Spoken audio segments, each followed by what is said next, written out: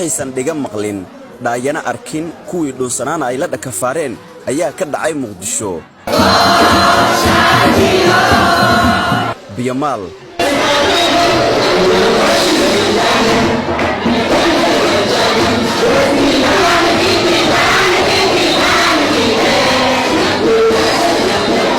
barartan iyo booto dad aan looga baran gumaca la saaxiibka ah dadka nabadda ku caanka ah laakiin xaqiraada diida xoog weynta boqoreed ee Biyamaal waxa ay muujiyeen inay wali jiraan wiilasha geesayaashii u shahiiday gobonimo doonka Soomaalida maanta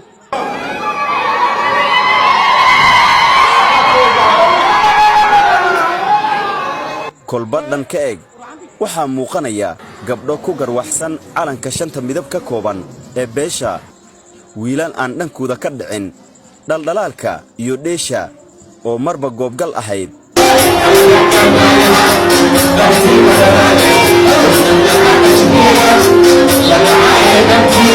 dhaqanka beeshan ayaa dhankooda dhigaha u dhigayay dhalinta u dhalaalsan inay dhigaha dhiciyaan kuwa ku dhuumanaya boqortooyadan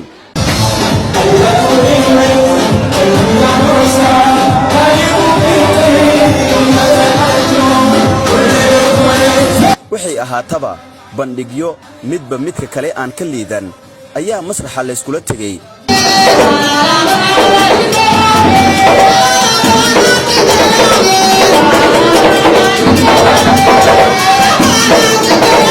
marba dhan ayaa dhigaha loo dhigayay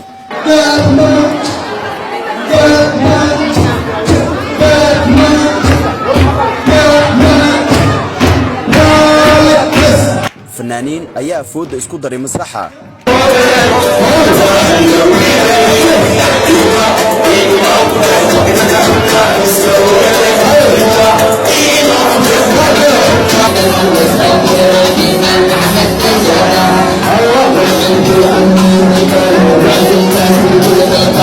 martida la casuumay waxaa ka mid ahaa dhalinyarada baraha bulshada caanka ka ah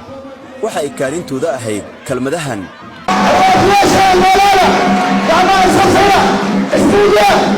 mashxaradda oo meel kasta ka muuqatay qiirada waxa ay qaaday qayb ka mid ah dhaqanka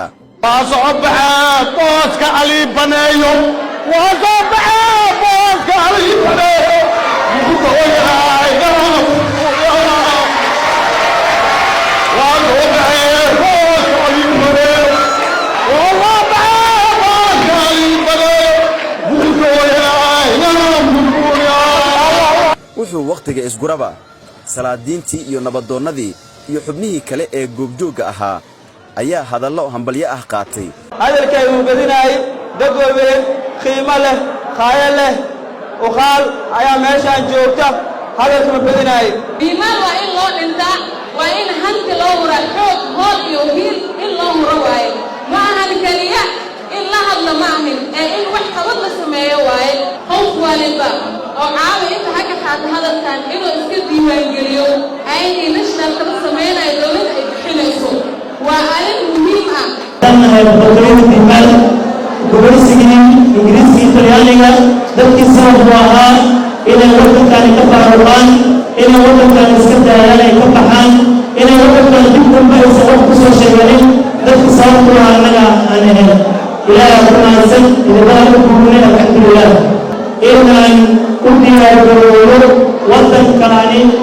dinahu asaga ku jiraysay waa qofkii codka inaan u diyaargaroobo inaan madaxweynaha ku taageerno inaan arrintaas meel ku gaarsiino sababtoo ah shalay haddii nabadgol wax saxiixaay xildhibaanku asaga ugu keensanaya kursigaas taasi way dhammaatay wadaalmadow waxaarnahaas waa la yidhaahdo wax yar inaan maaragtay baroordiiqa u sameeyno odayaasha algabayaalkii naga baxeen waxaarba waxeer faatacda inaan u marno salaga ayuu marno faatacda u marno halkan waxaa lagu soo bandhigay walax aad u qurux badan adigoo weligaa allaha gumaysidiin ahaa Biyamaal haddii aad maqashin Biyamaal waxay u dhigmaa gumaysidiin nin raganimadiisa mar walba u dagaalamo dalkiisa iyo dadkiisa iyo diintiisa la daafacdo Biyamaal fulaya ama Biyamaal أدون قف من هذا الوعى ما بغل هذا الوعى بيمان أدون إله يوم